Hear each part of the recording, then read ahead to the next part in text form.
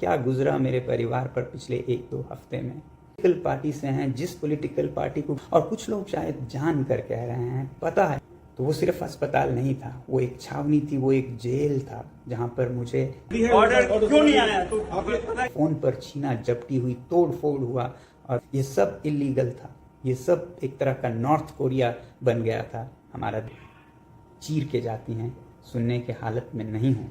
कृपया अब हमारे लिए हर चीज़ में से गुजरना, उसे जीना और उसमें से फिर निकल कर आना।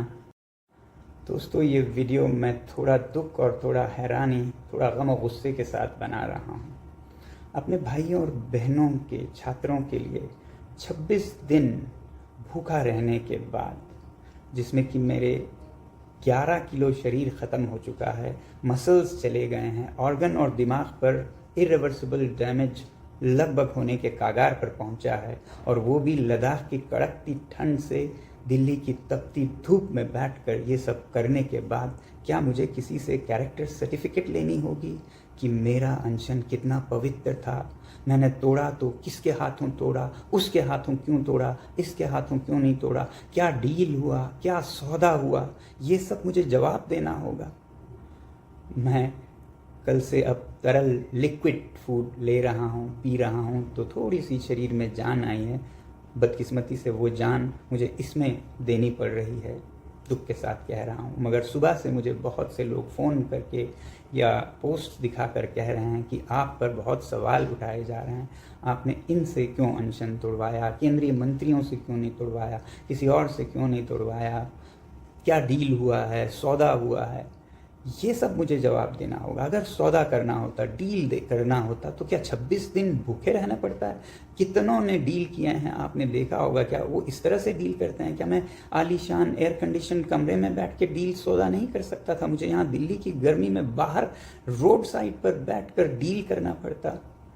धिक्कार है ऐसे देश पर जिसमें ऐसे दिमागों की उपज होती है, जिसमें से ऐसे नीच ख्यालात निकलते हैं। मैं दोष नहीं देता हूँ आप में से ज़्यादातर पर, क्योंकि आपको ज्ञान नहीं है, पता नहीं है क्या हालात थे मेरे ऊपर, क्या गुजरा मेरे परिवार पर पिछले 1-2 हफ्ते में। इसलिए आप लोग ऐसा शायद कह रहे हैं, और कुछ लोग शायद जान कर कह रहे हैं, पता है उन्हें। इसलिए पहले बात सुनने से पहले उसका बैकग्राउंड ज़रूर देखिएगा। क्या उन्हें कोई खुंदक है? क्या वो किसी पॉलिटिकल पार्टी से हैं, जिस पॉलिटिकल पार्टी को किसी और पॉलिटिकल पार्टी से कुछ खुंदक है? या वो न्यूट्रल कोई आदमी कह रहे हैं? अगर न्यूट्रल कह रहे हैं तो ज़रूर उनकी बात सुनिएगा और मुझे भी बताइएगा। मैं जवाब देने की अभी भी कोशिश करूँगा, समझें या न समझें, मगर मेरी सद्भावना है और मेरा आपके साथ सिंपैथी है।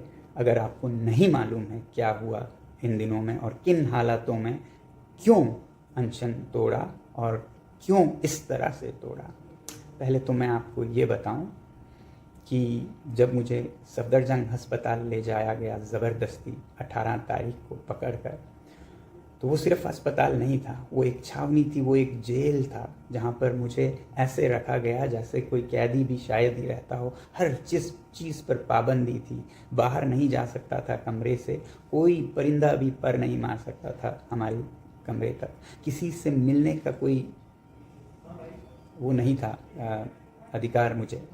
सिर्फ 3 रिश्तेदार रह सकते थे, कोई संचार का मोबाइल फ़ोन, लैपटॉप नहीं रख पाता था मैं, कहीं कोई कुछ संदेश नहीं भेज पाता था। आप लोगों को मैं किसी तरह नैपकिन पेपर पर लिख कर भेजता था, वो भी कभी कभी जब्त किए जाते थे ज़्यादातर।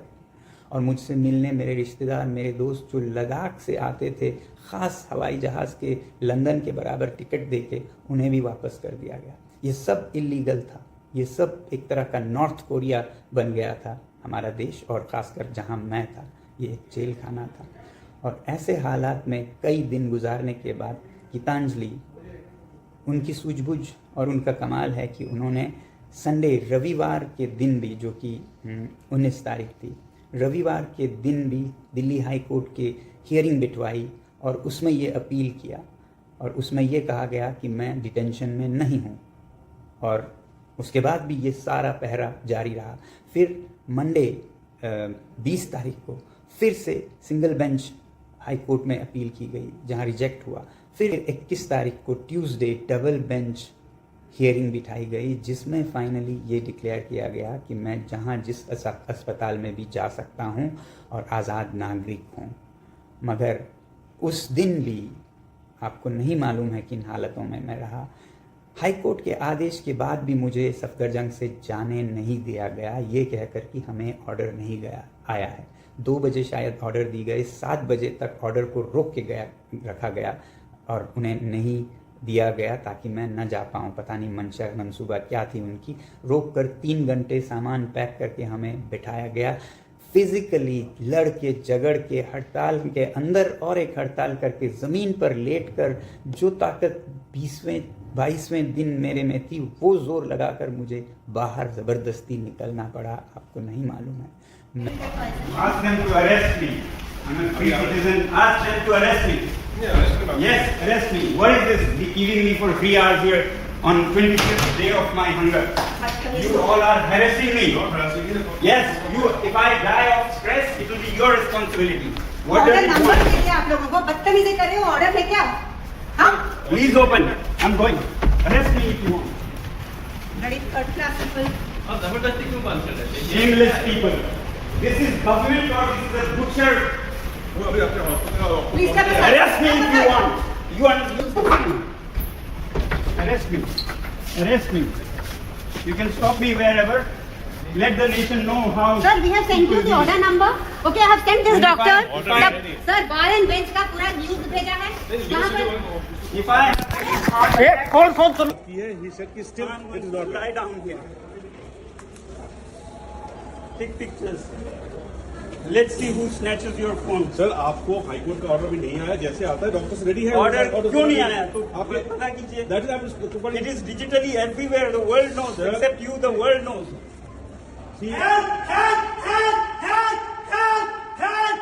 मैंने भी ये वीडियोस जारी नहीं किए ये सोचकर कि किसी मासूम तो क्या कहूँ हेल्पलेस पुलिस अधिकारी के चेहरे आ जाएं, उनके नौकरी पर बात आ जाए, इसलिए नहीं रिलीज़ किया। अब ये बात आई है तो मैं कुछ अंश दिखाऊंगा।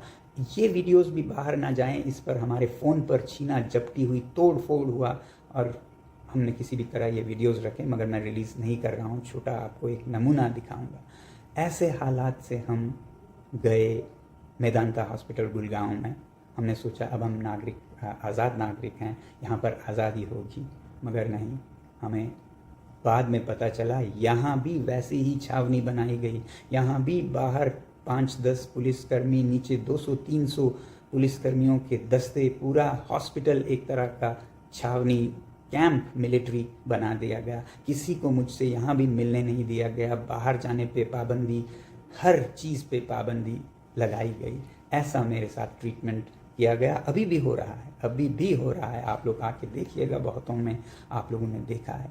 तो 21 तारीख को ट्यूसडे को ऑर्डर के बाद रात को मैं यहाँ गुड़गांव के हॉस्पिटल वेदांता हॉस्पिटल में पहुँचा और उसी रात देर रात केंद्रीय मंत्री जेपी नड्डा जी और जितेंद्र सिंह जी आए। मुझे बताया गया इस एजेंसी के अफसरों ने कि वो आ रहे हैं कुछ बात करने, और फिर आए और उन्होंने कहा कि आप अनशन तोड़िएगा, हम चाहते हैं अनशन आपका न रहे वगैरह वगैरह। मैंने उन्हें कहा कि मैं यूं ही तोड़ने के लिए तो बैठा नहीं हूं, शर्तें होंगी, उनको आप माने तो मैं अनशन तोड़ भी दूंगा। तो शर्तें पूछी गई हमसे। मैंने कहा अकाउंटेबिलिटी इन एजुकेशन मिनिस्टर का रेजिग्नेशन। वैसे ही मैंने कहा जो छात्र हैं सुसाइड विक्टिम्स उनको कॉम्पनसेशन दिया जाए। पार्लियामेंट में इस इशू पर और अकाउंटेबिलिटी पर पूरा बहस किया जाए। और एक नया हमने जोड़ा कि जो भी छात्र सीजेपी के और बाकी उनके लीडरशिप जिन्होंने प्रदर्शन किया है पीसफुली जंतर मंतर पर और फिर 20 मार्च को संसद मार्च किया, उनमें से किसी पर भी कोई कानूनी कार्रवाई नहीं किए जाएंगे, एफआईआर नहीं किए जाएंगे, तब मैं ये अनशन तोड़ूंगा। तो उन्होंने 1-2 को तो मानने की रजामंदी जाहिर की, 2-3 पर वो पूछ के बताएंगे ऐसा कहा और फिर वो चले गए। अगले दिन शायद वो आएंगे ऐसा मुझे बताया गया था कि आप तोड़िएगा, हम इस पे बात करके आएंगे और हम आपको अनशन तोड़वाएंगे। मगर मैं नहीं चाहता था कि मैं अनशन उनके हाथों तोड़ूं, केंद्रीय मंत्रियों के हाथों। इसीलिए मैंने मांग की कि जो हमारे अलग अलग दलों के, राजनीतिक दलों के सांसद हैं, वो सब जितने आ सकें आएँ, और फिर हमारे छात्र नेता सीजेपी के आएँ, और लद्दाख के जो नेता लद्दाख से यहाँ आए थे वो आएँ, और उन सब के उपस्थिति में मैं अनशन तोड़ूं। अगले दिन मैंने इसके लिए उम्मीद की और आए भी लोग यहाँ पर, मगर अगले दिन सांसद आए कोई 15 से 20, उन्हें किसी को अंदर नहीं आने दिया गया। बाहर गेट पर खड़ा कर 3-3, 4-4 घंटे इंतज़ार करवाया गया। सीजेपी के हमारे छात्राएं आई थी, उनको भी रोक कर रखा गया। लद्दाख के नेताओं को तो पूरा आधा दिन इंतज़ार करवा के शाम को खाली हाथ लौटा दिया गया। इस तरह से उन पर क्रूरता से व्यवहार किया गया। मुझसे, एक आज़ाद नागरिक से, जिसे दिल्ली हाई कोर्ट ने आज़ाद डिक्लेयर किया था, उससे मिलने तक नहीं दिया गया। अब हम इस पर कंटेम्प्ट ऑफ कोर्ट का कार्यवाही शुरू करने की सोच रहे हैं। अगर कोर्ट ने हमें कहा कि हम जहाँ चाहें जा सकते हैं, मिल सकते हैं, तो किसने और क्यों ऐसे लोगों को रोका है? तो पूरा दिन जो 22 तारीख का था वो इसी में चला गया, और जो केंद्रीय मंत्री थे वो तो आए नहीं, वो अपने मीटिंग्स करते रहे। हाँ, उन्होंने एजेंसीज़ के ज़रिए मुझसे हम ये मानेंगे, ये नहीं मानेंगे, ये नेगोशिएशन पूरा दिन चलता रहा, अगले दिन तक भी, जिसमें वो इस्तीफ़ा, राज़ीनामा जो धर्मेंद्र प्रधान जी का है, उस पर तो वो टाइम लेना चाहते थे, अभी हम नहीं कह पाते हैं वगैरह वगैरह। कॉम्पनसेशन का उन्हें समस्या नहीं था, पार्लियामेंट में डिस्कशन पे कोई समस्या नहीं थी, मगर जो छात्रों पर कानूनी कार्रवाई नहीं होगी उस पर उन्हें बहुत एतराज़ था। और मैंने कहा इसके बिना मैं अनशन बिल्कुल नहीं तोड़ूंगा। मैं अनशन तोड़ के चला जाऊं और जो छात्र हैं उन पर FIR लगे, सालों साल उन्हें कोर्ट कचहरी में, जेल में, NSA में जाना पड़े। मुझे पता है लद्दाख में 24 सितंबर के बाद लगभग 80 नौजवानों पर क्या क्या गुजरी हैं। मैं नहीं चाहता था कि यही यहाँ के CJP के लीडर्स और छात्रों पर, वॉलंटियर्स पर हो, तो मैं उस पर अड़ा रहा कि इसके बिना मैं बिल्कुल अनशन नहीं तोड़ूंगा, चाहे मैं हफ्ता यहाँ पड़ा रहूँ। फिर आखिर उन्होंने कहा ये हम करेंगे, मगर रिटन में नहीं दे सकते हैं, हम वर्बली कहेंगे। मैंने लॉयर्स से कंसल्ट किया, दिल्ली के नामी लॉयर्स, वकीलों से। उन्होंने भी कहा कि ये लिखित में तो कभी नहीं देगी सरकार, मगर हाँ वर्बल हो सकता है। मैंने नहीं माना, मैंने कहा जब तक लिखित में नहीं होगा मुझे कोई जल्दी नहीं है, मैं पड़ा रहूँगा भूखा, आप जाइए। मगर देश में जिस तरह से बढ़ता जा रहा था छात्रों का आक्रोश, उसके चलते फिर 23 तारीख यानी कि कल रात को खबर लाई गई कि वो मान गए हैं, लिखित में देने के लिए भी कोई छात्रों पर कार्यवाही नहीं होगी। साथियों, मेरा इस मुद्दे पर सबसे ज़्यादा ध्यान था कंडीशंस में से कि ये जो लीगल एक्शन है, ये FIRs हैं, उस पर, ना कि इस्तीफ़ा पर। जो रेजिग्नेशन है वो भी एक कारण है। मैं कह रहा था एक और वीडियो में कि मेरा दिमाग अलग तरीके से चलता है। मैं इस रेजिग्नेशन को बहुत ज़रूरी मेरे द्वारा करवाना नहीं समझता हूँ। आपको पता है ये रेजिग्नेशन जो कि छोटी सी बात है इस सरकार के लिए, ये ऐसा न करने से उन्हें कितना नुकसान हो रहा है। पूरे देश में उनकी नाम बदनाम हो रही है, गुस्सा हो रहा है, नफरत कर रहे हैं लोग। मुझे ये पता था कि इस तरह से वो ज़्यादा टिक नहीं पाएंगे। वो रेजिग्नेशन वैसे ही आज या नहीं तो कल देंगे, और नहीं तो मेरे अनशन तोड़ने के साथ आंदोलन तो ख़त्म नहीं होगा, तो हमारे CJP के जो छात्र हैं वो करवाएंगे। इस पर ध्यान देने से ज़्यादा मुझे छात्रों की रक्षा, सुरक्षा पर देना था, ताकि वो जब कार्रवाई करें तो उन पर कानूनी कार्रवाई ना हो, वो कवर में दे सकूं। बाकी वो कर सकते हैं, और क्योंकि उन्हें ही नुकसान हो रहा था तो मुझे पता था ये जल्द ही हो जाएगा रेजिग्नेशन का काम भी, इसलिए मैंने उस पर ज़्यादा जोर नहीं दिया। फिर कल रात को लगभग 12 बजे, रात के 12 बजे, जबकि दिन में इतने सारे लोग आए थे, छात्र आए थे, नेता आए थे, MPs आए थे, जो कि ये अंडरस्टैंडिंग और ये अनशन तोड़ने के लिए आए थे। मेरी डिमांड यही थी कि मैं सबके उपस्थिति में ये अनशन तोड़ूंगा, जहां मंत्री भी होंगे, जिनसे हमने कॉम्पनसेशन लेना है, ये गारंटी लेना है कि कोई कार्रवाई नहीं होगी, उनका उपस्थित होना भी ज़रूरी है। साथ में हर एक पार्टी के, मैंने कहा था 2-2 MPs होंगे, CJP के नेता होंगे, लद्दाख के नेता होंगे। मगर उन सब को वापस करने के बाद फिर कल रात को कोई 12 बजे मुझे बताया गया कि मंत्री अभी आ रहे हैं, वो मान गए हैं ये अनशन तुड़वाने पर, लिखित में भी देने पर। अब एक तरफ मेरा सबसे बड़ा डर और ये जल्दी करने का कारण ये था कि आपको याद होगा दिल्ली में हालात इस तरह बनते जा रहे थे कि कभी भी कोई बहुत बड़ा क्रैकडाउन हो सकता है। कल रात को जो मैं वीडियोस देख पा रहा था उससे लग रहा था कि कनॉट प्लेस एरिया में बहुत बड़ा कुछ होने वाला है। आप ही लोग रिपोर्ट दे रहे थे और मुझे बार बार याद आ रहा था लद्दाख का 24 सितंबर, जिसमें बहुत बेरहमी से पुलिस और CRPF ने गोलियां सर में सीने में मार के लद्दाख के युवाओं का कत्लेआम किया था। और वो यहाँ हो सकता है, इसका मुझे डर था। और अगर ऐसा कुछ होता है तो फिर ये अनशन का मतलब ही नहीं रहेगा। इसलिए अगर मैं अनशन तोड़ूं और ये डिफ्यूज़ कर सकूं तो शायद हिंसा रोक सकूं, ऐसा सोचकर मैं राज़ी हुआ अनशन तोड़ने को। मगर मैंने कहा मुझे इनके उपस्थिति में ही सिर्फ नहीं तोड़ना है, मुझे और लीडर्स को बुलाना है। मगर रात के 12 बजे मैं किसे बुलाता, और बुलाता भी तो घंटे लग जाते और मिनिस्टर्स वहाँ से लगभग निकल पड़े थे। तो आनन फानन में लद्दाख के जो नेता थे वो एक ही जगह पे रहते थे, चाणक्यपुरी लद्दाख भवन में एक ही जगह पे। तो उनको मैंने बुलाने की कोशिश की। मैंने उन्हें कहा कि लद्दाख के नेता भी होंगे कम से कम, और कोई ना हो तब मैं करूँगा। मगर ये एजेंसीज नहीं मानी। उन्होंने कहा नहीं, आप उनको नहीं बुला सकते हैं, इन्हीं के उपस्थिति में कीजिए। जिस पर मैंने बिल्कुल फुट डाउन करके कहा फिर मुझे कोई साइन नहीं करना है, ना ही अनशन तोड़ना है, रहने दीजिए। फिर वो बात करने लगे। उसी बीच मैंने सोचा इनसे पूछते रहने के बजाय मैंने फ़ोन किया लद्दाख के नेताओं को। मैंने कहा आप लोग गाड़ी लीजिए और चल पड़िए यहाँ के लिए, यहाँ आएंगे, देखा जाएगा। मैं आप लोगों की उपस्थिति के बिना सिर्फ 2 मंत्रियों की उपस्थिति में बिल्कुल अनशन नहीं तोड़ूंगा। तो लद्दाख के नेता वहाँ से निकल पड़े। जब निकल पड़ने लगे तब उन्होंने फिर मजबूर होकर उनको मदद करने लगे आने में भी। तो वो भी पहुँचे 12:30 बजे, उधर मंत्री भी पहुँचे। और क्योंकि कनॉट प्लेस में इतना बड़ा हादसा का डर था तो मैंने इसे और एक दिन टालने से मना या अच्छा नहीं समझा इसे। और जितना जल्दी मैं ये कह सकूं कि मैं अनशन भी तोड़ रहा हूं, कृपया शांति रखिए, बेहतर होगा देश के लिए। और एक जगह अगर हिंसा हो गई तो तमाम शहरों में हिंसा होगी। आप समझ सकते हैं क्या हो सकता है। आप घर बैठे सोफ़ा पर से इसके साथ क्यों अनशन तोड़ा, उसके साथ क्यों नहीं तोड़ा। बहुत आसान है आपके लिए कहना कि इसमें क्या सौदा हुआ, क्या डील हुआ, बहुत आसान है। अपने ज़बान को ज़रा तोल कर बात कीजिएगा। कितना आप हानि कर सकते हैं किसी के दिल को जो हफ्तों से घर नहीं गया है, सड़क पर बैठा है भूखा प्यासा, उस पर ऐसा बोलते हुए आप लोगों में ज़रा भी रहम नहीं आई। मैं ये पूछना चाहता हूँ।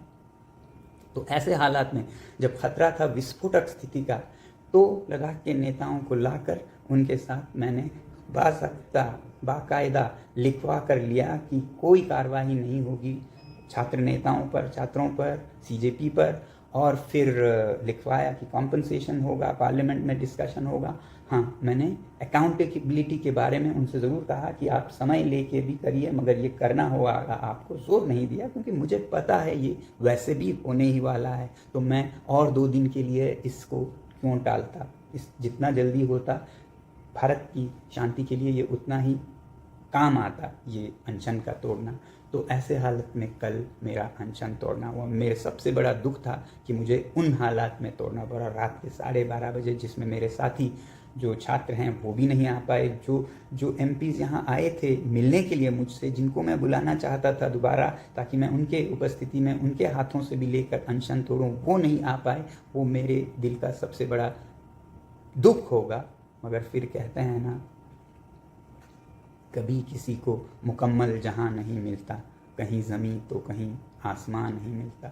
100% आपको हर चीज़ नहीं मिलता है, आपको निभाना पड़ता है। वही मैं आपसे भी कहूँगा, आप किसी भी विचारधारा के होंगे, आपको BJP से समस्या होगी, आपको कांग्रेस से समस्या, आपको सोनम वांगचुक से समस्या होगी, मगर हर चीज़ में आपकी तमन्नाएं पूरी नहीं होंगी। खुंदक जो आपका है वो शायद पूरा नहीं होगा। कहीं पर हमें बैलेंस देखना पड़ता है। कहते हैं ताश के खेल में जीतने वाला वो नहीं है वो जो ज़्यादा किस्मत जिसकी चलती है, बल्कि वो है जिसे कब उठकर जाना है ये समझ आता है।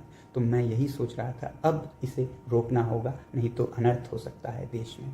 तो ऐसे हालात में कल 12:30 बजे मैंने अनशन तोड़ा। अगर ये गलत था तो मैं कसूरवार हूँ, मुझे सज़ा दीजिए या मुझे माफ़ कर दीजिए। मैं शायद फिर ऐसा कभी गलती ना करूं कि अपना पूरा ज़िंदगी दे के दिल्ली के सड़क पर इन हालातों में रहूं।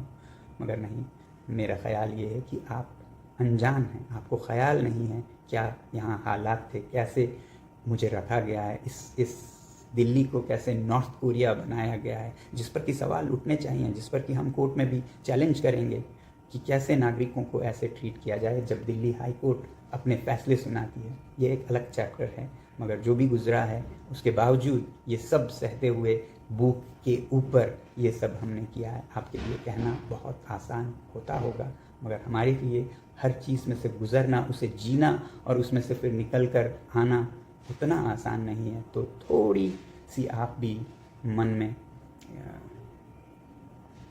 संवेदना रखिएगा, हमदर्दी रखिएगा हमारे साथ। अभी मैं उठ के खड़ा हो भी नहीं पाया हूँ कि ऐसी बातें जो कि दिल को चीर के जाती हैं सुनने के हालत में नहीं हूँ। कृपया अपने वाणी को लगाम दीजिएगा। बोलें तो प्यार की वाणी बोलिएगा, न बोलें तो ना ही बोलें, फिर वो ज़्यादा मेरे लिए मरहम होगा। आज इतना ही। धन्यवाद। जय हिंद।